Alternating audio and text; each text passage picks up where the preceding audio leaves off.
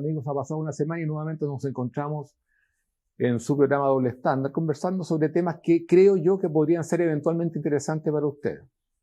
Hemos hablado de la corrupción, hemos hablado de estados fallidos, hemos hablado de una serie de temas que para mí son importantes porque de una u otra forma nos indica hacia dónde vamos o podríamos ir. Una decisión suya, si quiere ir hacia ciertos destinos o resistirse o sucumbir eventualmente. Ahora me gustaría hablar un poquito sobre lo que es el Foro de Sao Paulo. ¿Ha escuchado usted hablar del Foro de Sao Paulo? Algunos dicen que es un mito, que no es realidad. Es una realidad, absolutamente. O sea, no hay duda que es una realidad. ¿Y qué es el Foro de Sao Paulo? ¿Y por qué creo yo que tiene una importancia superlativa? Por lo menos que usted entienda lo que significa el Foro de Sao Paulo. Al final de la conversación usted puede decir, ¿sabes qué? Me gusta el Foro de Sao Paulo. Adhiero a esa tendencia, me sumo. O puede decir, ¿sabes qué? Yo no sabía lo que significaba, pero creo que es grave para un país que quiere seguir siendo una democracia como la nuestra. Imperfecta, por supuesto, pero democracia al fin y al cabo. No vamos a hacer ningún juicio valórico. Quiero que usted en su casa evalúe y saque sus propias conclusiones. El Foro de Sao Paulo es un foro de partidos y grupos políticos de izquierda, centroizquierda y extrema izquierda latinoamericanos, desde reformistas hasta colectividades políticas de izquierda revolucionaria de América Latina, fundada en Sao Paulo en 1990. Esa es la definición. ¿Cuáles son los movimientos y o partidos? Falta uno aquí en la democracia cristiana, fue Achaín, entiendo que fue el último foro. ¿Cuáles son los movimientos y partidos que participan?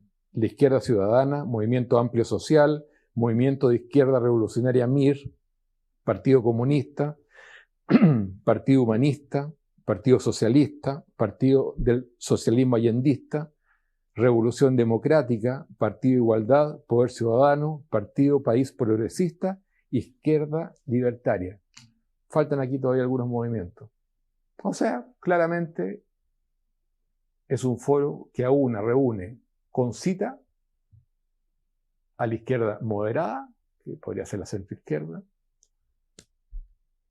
la izquierda definitivamente, la extrema izquierda y movimientos revolucionarios. Eso es. ¿Quiénes lo fundaron? Fidel Castro, el año 1990, y Lula da Silva. Aquí me gustaría tener, no era la intención, pero creo que Fidel Castro, nos gusta o no nos gusta, fue un personaje del siglo XX, o tal vez el personaje del siglo XX. Pero para poder hablar de Fidel Castro, hay que hablar de Fulgencio Batista. Partamos con Fulgencio Batista. ¿Quién fue Fulgencio Batista? Presidente de Cuba. Militar, dictador, cruel, sangriento, ladrón, sinvergüenza, deshonesto, la estuvo toda. De hecho, convirtió, como muy bien dijo Arthur Schlesinger, que es un historiador norteamericano, cuando fue a la isla dijo, esta es una gran casa, no puedo decir garabato en este programa, pero es el burdel más grande del mundo. Ese era Fulgencio Batista. Robaba, dejaba robar. Dejó que los gángsters norteamericanos administraran la hotelería, los casinos y la prostitución. Él hacía vista gorda mientras le llegaba dinero. Cuando una semana antes de la revolución castrista, 59 por ahí, una semana antes agarró 40 millones de dólares, que yo he calculado, metiendo el IPC, que es una serie de cosas, la inflación, que tienen que haber sido, no sé, unos 800 millones de dólares más o menos. Y se arrancó.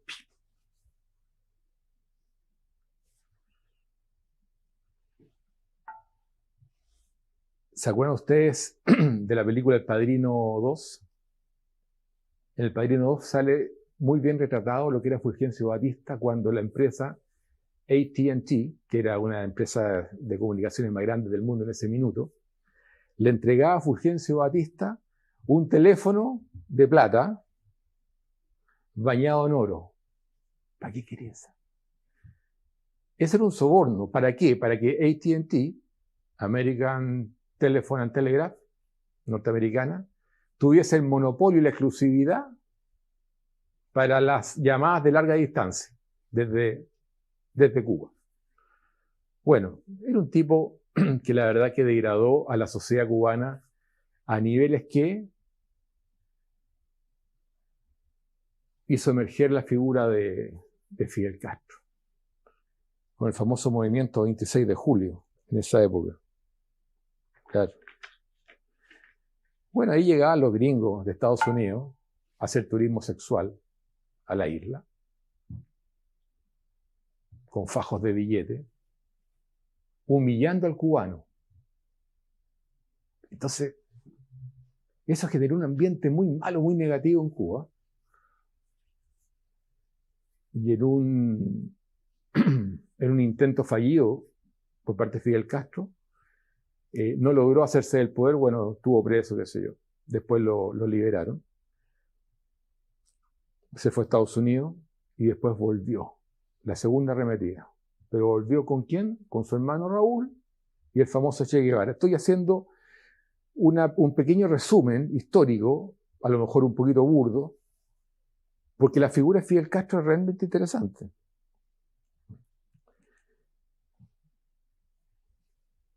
Fulgencio Batista. Bueno, Fulgencio Batista se arrancó con esa cantidad enorme de dinero y llegó Fidel Castro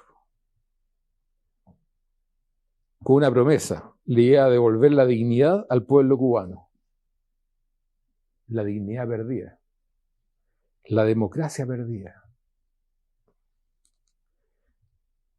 Iba a modernizar el país y a devolverle al pueblo cubano el orgullo nacional. Qué bonito. Prendió, ¿eh? Fidel tenía mucho magnetismo. Cuando llegó al poder, concitó el interés del mundo entero. Jet Sullivan, que tenía el show más importante, que duró muchas décadas en Estados Unidos, dijo: yo quiero entrevistar a este hombre. Un show que duró varias décadas. De hecho, el que no era invitado por Ed Sullivan, así sea político, artista, qué sé yo, no existía. No existía. Partió inmediatamente a Cuba y lo entrevistó. Bueno, esa entrevista, ¿cierto?, hizo que el pueblo norteamericano conociera a Fidel Castro. Y como que el pueblo norteamericano se enamoró de la figura de Fidel Castro. Es una cuestión impresionante. Tenía, sí, un magnetismo impresionante. De hecho, él no se dejaba llevar por el protocolo. De repente fue invitado por la Asociación de Editores de Periódicos Norteamericanos. Ni siquiera fue una invitación de un presidente a otro, una invitación de Estado. Y fue. Eso le molestó mucho a Eisenhower, que era el presidente de Estados Unidos en ese minuto. ¿Y sabes lo que hizo Eisenhower? Dijo: yo no me voy a entrevistar con él, se dio media vuelta y se fue a jugar golf. Yo creo que fue un error.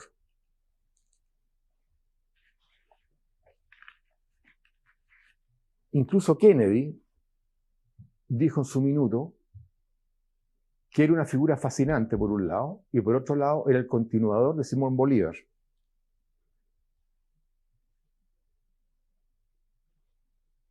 Castro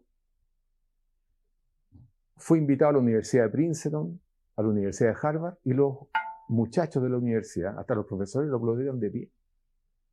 Después se fue al Central Park y más de 40.000 personas lo siguieron, y él, en un inglés imperfecto, logró cautivar a la gente y lo aplaudía, y veían en Fidel Castro a un prohombre, una super figura. Pero ahí ya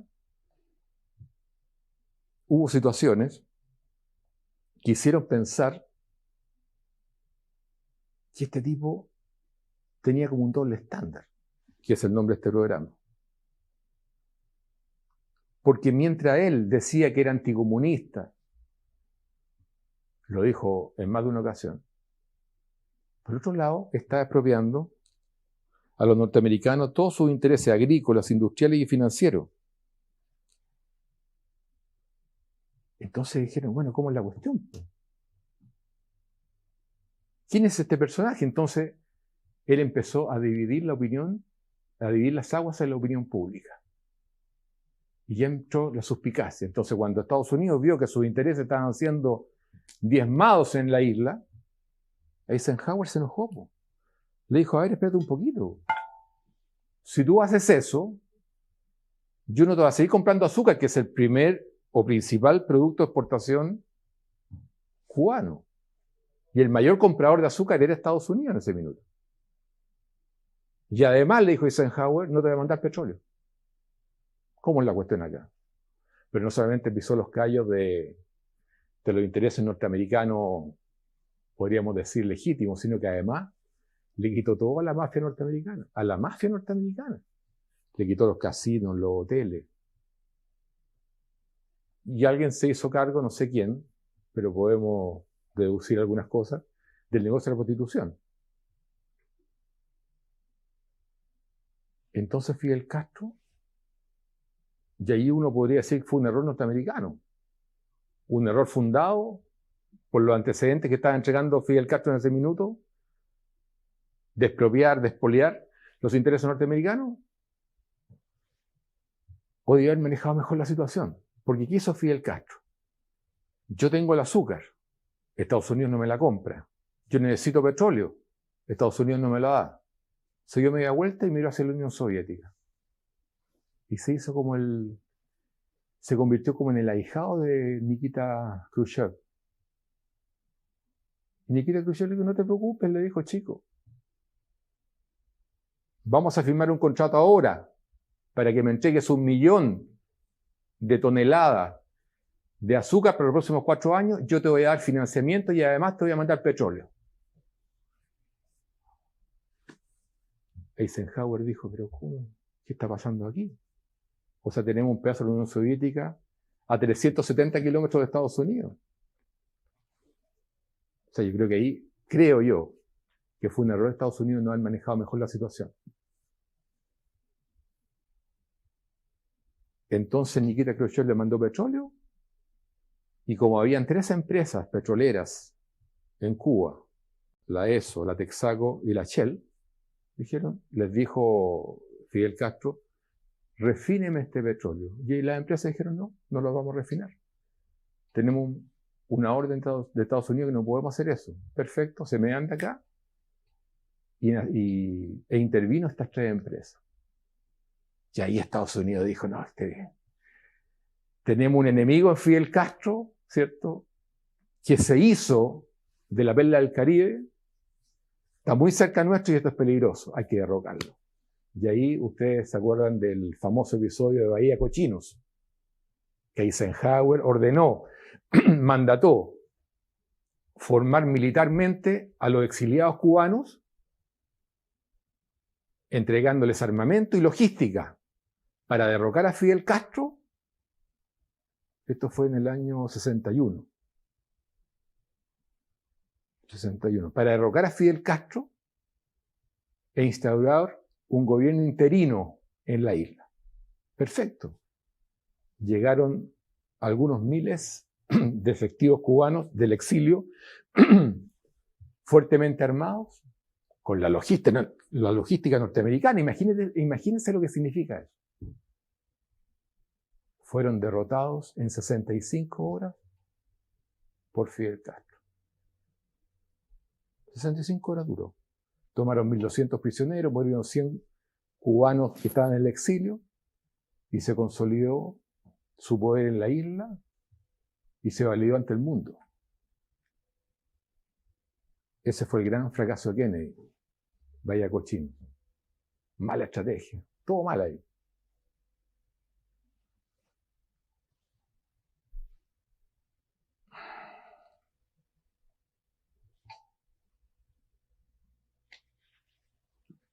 y se definió, po. Se fue hacia la izquierda, se fue hacia la Unión Soviética.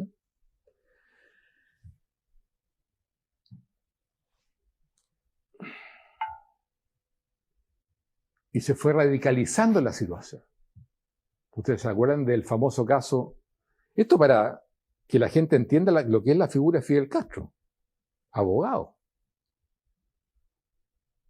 Un abogado, un tipo que tenía preparación. El famoso caso de los misiles.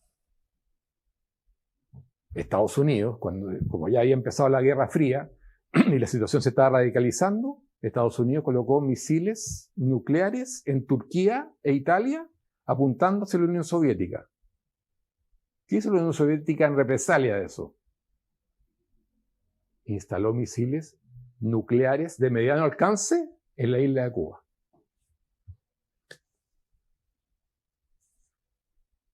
Estados Unidos, con unos aviones en esa época muy avanzados, que era el U-2, detectó estos misiles. Y se generó una situación espantosa. Y aquí yo quiero que entiendan un poco cómo funcionaba la cabeza de Fidel Castro. Estados Unidos hizo un despliegue naval, un bloqueo total a la isla. Estuvieron a punto de desembarcar. Y Fidel Castro le decía a Nikita Khrushchev: actuemos primero, tiremos los misiles nucleares de mediano alcance. Los misiles nucleares de mediano alcance pueden desarrollar una distancia de 3.000 kilómetros. Considerando que Florida está a 370 kilómetros, o sea, pudieron haber llegado a Wisconsin. No sé, me impresiona a mí casi a la frontera con Canadá. O sea, realmente la situación era muy compleja. Eran misiles nucleares. Y Fidel Castro le decía a Nikita Khrushchev: actuemos ofensivamente. Tiremos los misiles nucleares. Lo que no entendía Fidel Castro era que él era, y la isla era, funcional a los soviéticos. No era para venganzas personales de Fidel Castro. Entonces Nikita Khrushchev dijo: parece que mi amigo en la isla está hiperventilado. Así que hizo algo a espaldas de Fidel Castro, Nikita Khrushchev, a través del embajador de la Unión Soviética en Estados Unidos. Hablaron con Kennedy y le dijeron: hagamos un trato. Bueno, Fidel Castro estaba seguro que Estados Unidos lo iba a invadir. Ya lo había invadido una vez a través de los exiliados cubanos. Habían fracasado, pero ya hubo un intento. Y permanentemente Estados Unidos amenazaba a Fidel Castro con una invasión. Y ahora que tenía los misiles nucleares, dijo: esta es la mía. Continuando con el relato, Khrushchev habló con su embajador, el embajador habló con Kennedy y Kennedy llegaron a un acuerdo. Que si Estados Unidos se comprometía a desmantelar sus misiles nucleares en Turquía e Italia, si además Estados Unidos se comprometía a no invadir la isla, ellos también sacaban los misiles nucleares que tenían en Cuba. Llegó a un acuerdo. Cuando supo Fidel Castro este acuerdo a su espalda, pero te digo, no cabía en sí si él quería tirar estos misiles nucleares. Quería desarrollar la Tercera Guerra Mundial nuclear. Era así funcionaba la cabeza de Fidel Castro. Su sed de venganza era tan grande que está dispuesto a apretar el botón rojo.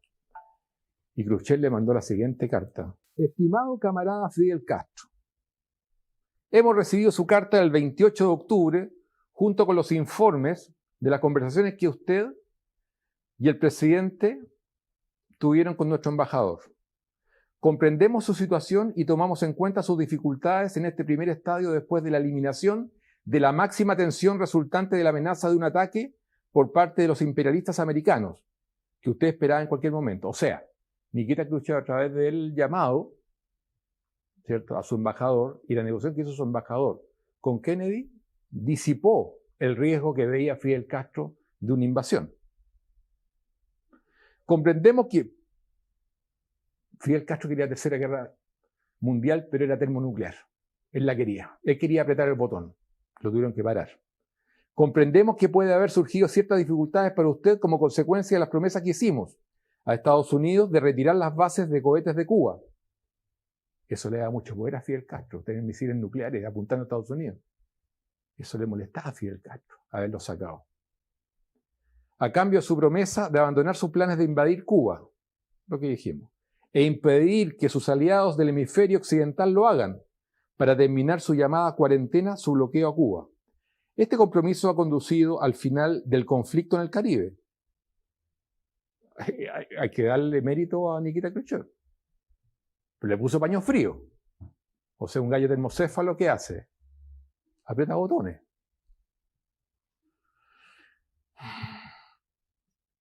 Repito, este compromiso ha conducido al final del conflicto en el Caribe, un conflicto que implicó, como usted puede comprender bien, una confrontación entre superpotencias y su transformación en una guerra mundial donde se hubiesen usado cohetes y armas termonucleares. Según nuestro embajador, algunos cubanos sienten que el pueblo cubano preferiría otro tipo de declaración, que no tratara la retirada de los cohetes. Claro. Es posible que esos sentimientos existan entre el pueblo, pero nosotros, políticos y jefes de Estado, somos los líderes del pueblo y el pueblo no lo sabe todo. Es por eso que debemos marchar delante del pueblo, entonces el pueblo nos seguirá y nos respetará. ¿Claro? Nikita Khrushchev no se podía dejar llevar por las pasiones del pueblo. Para eso está el líder. Y el líder tiene que pagar los costos políticos que eso implica. Pero evitó una confrontación termonuclear. Ahí no queda nada. Sí, entregándonos a los sentimientos populares, nos hubiéramos permitido dejarnos arrastrar por los sectores más inflamados del populacho, y si nos hubiéramos negado a lograr un acuerdo razonable con el gobierno de Estados Unidos, hubiera estallado la guerra, que hubiera traído como resultado millones de muertes. Los sobrevivientes hubieran culpado a los líderes por no haber tomado medidas para impedir esta guerra de exterminio. Continúa la carta. Pero Fidel Castro está indignado. Él quería iniciar la Tercera Guerra Mundial, la Tercera Guerra Mundial termonuclear. Creía que los misiles eran de él. No eran de él. Era una forma para persuadir a Estados Unidos que no le lanzara los cohetes que tenía en Italia, ¿cierto?, y en Turquía a la Unión Soviética. Entonces, si tú me los tiras, yo te los tiro. Pero no eran los misiles funcionales de Fidel Castro.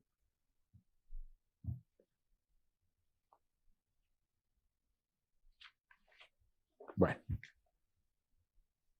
Hay cosas que uno no sabe. Y esto puede un poquito aclarar la situación. Ese es Fidel Castro, fundador del Foro de Sao Paulo. Director, ¿usted podría poner un video donde Fidel Castro fue a hablar a la ONU? Por favor. ¿Va a salir en la pantalla? Ok. Por favor, escuchen este video que dura 2 minutos. Hablo en nombre de los enfermos que no tienen medicinas. Hablo en nombre de aquellos a los que se les ha negado el derecho a la vida y la dignidad humana. Unos países poseen, en fin, abundantes recursos. Otros no poseen nada. ¿Cuál es el destino de estos? Morirse de hambre. Ser eternamente pobres. ¿Para qué sirve entonces la civilización? ¿Para qué sirve la conciencia del hombre?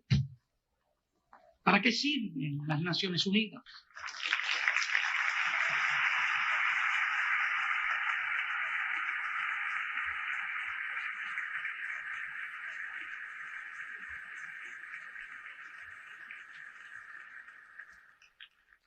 ¿Para qué sirve el mundo? No se puede hablar de paz en nombre de decenas de millones de seres humanos que mueren cada año de hambre o enfermedades curables en todo el mundo. No se puede hablar de paz en nombre de 900 millones de analfabetos. La explotación de los países pobres por los países ricos debe cesar. Sé que en muchos países pobres hay también explotadores y explotados. Yo creo que ahí, director. Me dirijo a las naciones ricas.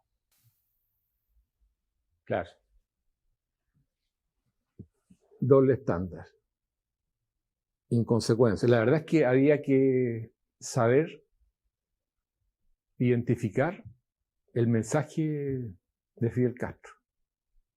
Gran orador, por supuesto. Uno de los más grandes oradores que me ha tocado a mí ver en el siglo XX. Aristóteles, Sócrates. Hay uno que era tartamudo. Pero este es impresionante. Pero la gente no leyó bien el mensaje. Porque él decía que habían pobres y que habían ricos. A él le molestaba que hubiesen ricos, no le molestaba que hubiesen pobres, ¿saben? Eso es lo que la conclusión final. A él le molesta que existan los ricos. ¿Qué problema hay con que existan ricos? Si generan empleo, producen bienes, pagan impuestos. Estoy hablando de los ricos honestos. Los otros hay que castigarlos, por supuesto. A él le molestaba que hubiesen ricos, no que hubiesen pobres. Eso no le molestaba. De hecho, ¿cómo está la isla hoy día? Son 11.300.000 habitantes, de los cuales 11.299.000 son pobres. Los que han estado en Cuba pueden dar fe de eso. Quieren comer, quieren vestirse, quieren educarse. Pero a él le molestaba que hubiesen ricos. Y ocurre que la revista Forbes, todo lo que yo digo está en los medios, está todo, yo no estoy inventando nada. A mí me gusta relatar, contar historias, como esta. La revista Forbes decía que él tenía una fortuna de $700 millones. Entonces, claro, le molestaba la riqueza en los demás. Pero si era riqueza propia, no le molestaba.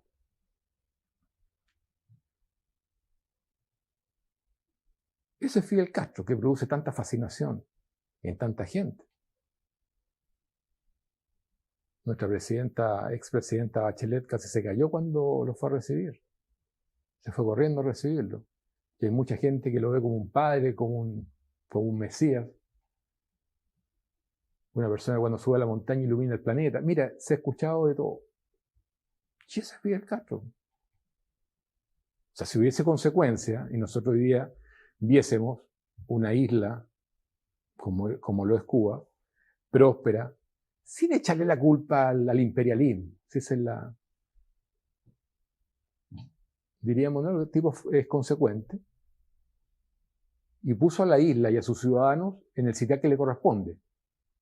Pero están peor, el pueblo está peor que con Fulgencio Batista. Con Fulgencio Batista, con todos los problemas que había, tenían una entrada per cápita infinitamente más alta que la que tienen ahora. Cuando a Eisenhower le dijeron, algo pasó en la isla de Cuba. ¿Y qué pasó? Dijo Eisenhower. Un dictador sacó a otro dictador. Ah, ya dijo Eisenhower. Pero no mejoró nada, empeoró la situación. Ahora, claro, hay gente que le gusta el modelo cubano. El modelo socialista, el modelo antiimperialista, el modelo antiimperialista, porque ya se adaptó como un modelo.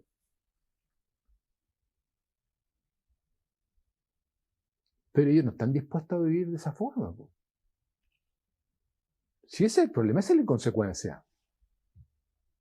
O sea, le arrebatan el poder a otro para que ellos tengan el poder y seguir subyugando al pueblo.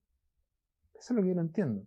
Pero bueno, se entiende bajo la lógica de las ideologías. Bueno, él fue uno de los fundadores del Foro Sao Paulo. El otro fundador del Foro Sao Paulo fue Lula da Silva, preso. delitos, corrupción pasiva, sobornos de la constructora OAS y Odebrecht. OAS, ojo con Chile. Bienes, sobornos. Un apartamento triplex en el balneario de Guarayá, en Sao Paulo. Una casa de campo en la localidad de Atibaia. Recibir soborno de la contratista Odebrecht a través de la compra de un terreno para la construcción de un instituto en Sao Paulo por 2 palos verdes. La otra denuncia afirma que Lula da Silva habría recibido $1 millón para pagar contratos fraudulentos de Petrobras. Bueno, Marcelo Odebrecht. Qué personaje. Marcelo Odebrecht, hijo de importantes empresarios brasileños, Marcelo Odebrecht dijo lo siguiente: si empiezo a hablar, van a tener que habilitar celdas para varios presidentes sudamericanos. El Departamento de Justicia norteamericano reveló un informe que el grupo Odebrecht pagó, en concepto de sobornos, $800 millones por 100 contratos firmados en 12 países. A cambio de esos sobornos, obtuvieron, mire la cifra, yo no sabría escribirla, $3.336 billones en contratos. Pero está acabando el tiempo. ¿Cuánto queda? No queda. Ya, me despido entonces. Queda harto todavía, ¿eh? Vamos a hacer un segundo programa mejor sobre este tema, ¿eh? Porque estamos recién empezando. Es para que la gente, director, se forme una idea de los incumbentes del Foro Sao Paulo, que pueden estar de acuerdo algunos, por supuesto, es legítimo. Y otros para que entiendan que eventualmente podría significar un cambio de paradigma, por decirlo de alguna forma. Bueno, nos veremos la próxima semana. Muchas gracias.